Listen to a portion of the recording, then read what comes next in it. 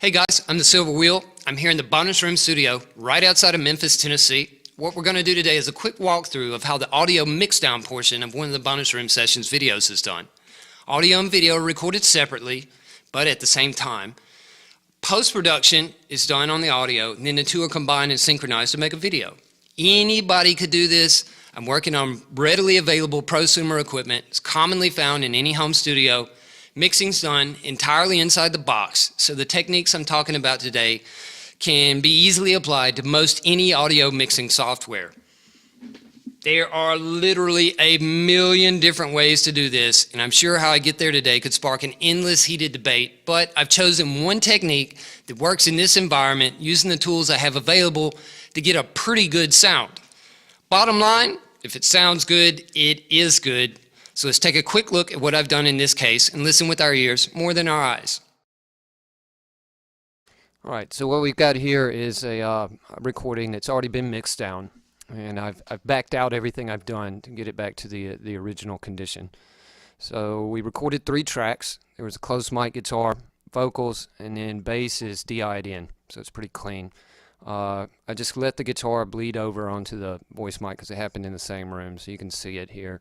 Where the bigger transients are here, or where there's actually singing going on, the rest of it's guitar bleed, and we just kind of lived with it in this case. So why don't we take a listen to what it sounded like, just the raw recording.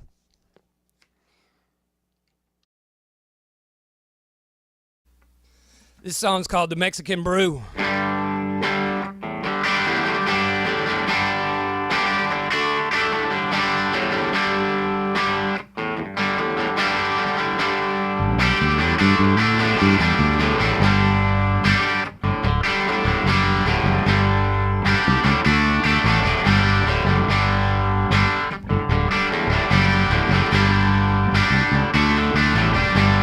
Somewhere in the bottle of a Mexican brew. Alright, so you can see it's pretty flat sounding, and everything's going straight down the center, so it's fighting for space. So the first thing I did was to split the guitar track into 2. So I just copied this, or just routed this guitar signal into 2 brand new tracks, and I've got them panned left and right. Then we turn off the master send on the original track.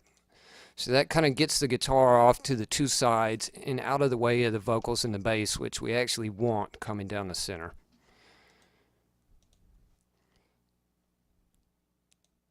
To deal with the guitar sounding a little dead, we've got EQ going on here. I've got several iterations of it. In this case, I'm using the Waves V-Series EQ because I like it. Any EQ would work.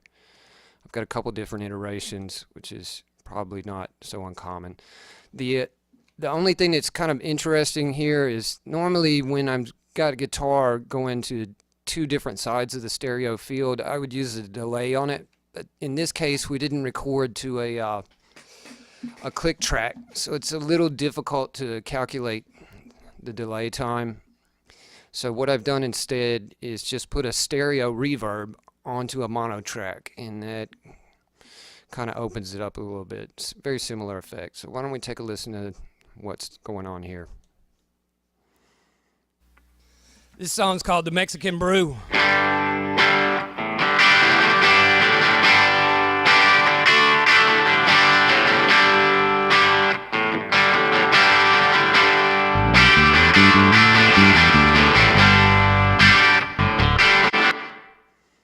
So you can see that opens it up a little bit. It's sounding quite a bit better.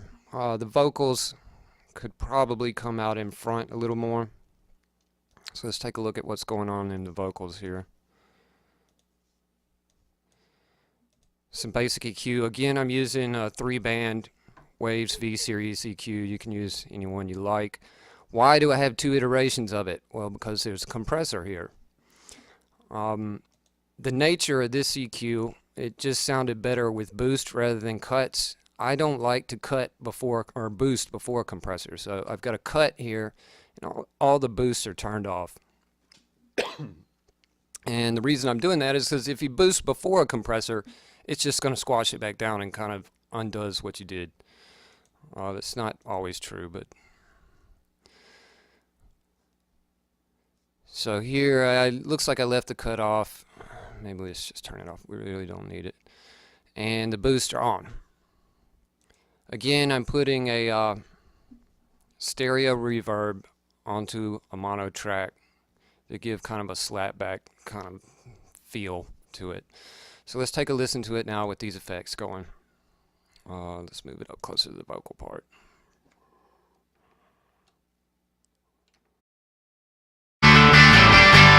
Somewhere in the bottle of a Mexican brew,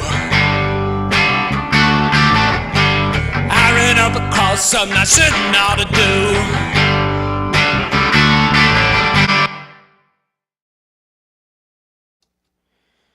Alright, it's sounding quite a bit better already.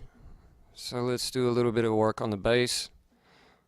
We just EQ'd it out to cut off any information we don't need. So in this case, I'm cutting off anything above around 600 Hertz just to make a spot for the bass to sit, and that way it's not competing with the vocals and the guitar for some of the higher frequencies. Since the bass was DI'd in, it's a little too clean. So what I've done is similar to what I did with the guitars. I've made another track here, and in this case I've got a master send on both of them, but I've added in this effect here that just puts a little dirt on it. So let's take a listen to this track soloed so you can see what I'm doing.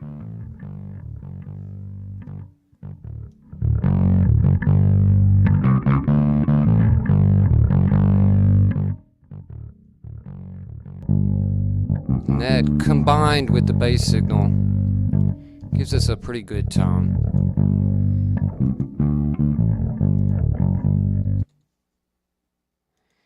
And as far as the mixing goes, that's about all I did there. So let's take a look at what's going on the master. We really don't need this at all. I mean, if you've got a DC offset, you might want to cut off the frequencies, but to be honest, in this case, I don't think it makes any difference. I'm going to just take this out. So really all I've got on here is a limiter. I've got it set like a brick wall limiter so the release is all the way up. And I'm putting a ceiling threshold here of 1.2 decibels just to keep it from clipping on whatever playback device you're using. And I just rode the threshold to get, as much volume up out of it as I could, but still try to keep the attenuation or the gain reduction below 6 decibels.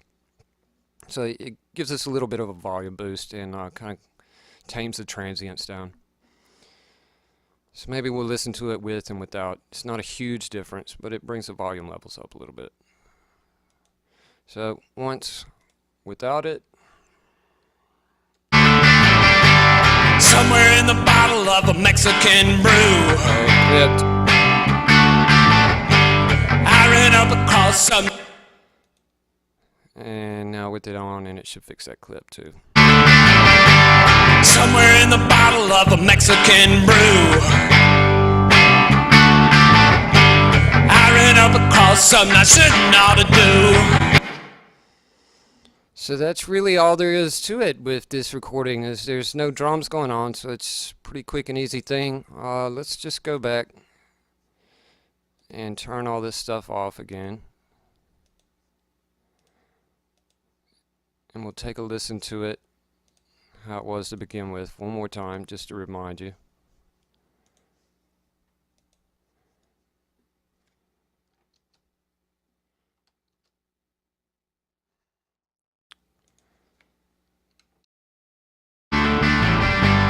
Somewhere in the bottle of a Mexican brew,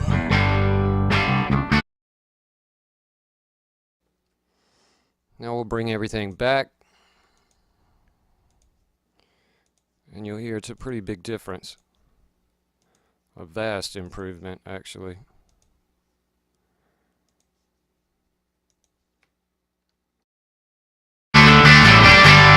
somewhere in the bottle of a Mexican brew,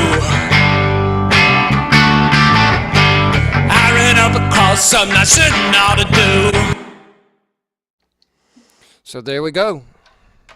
Quick and dirty Until next time, thanks for watching. I'll see you guys later.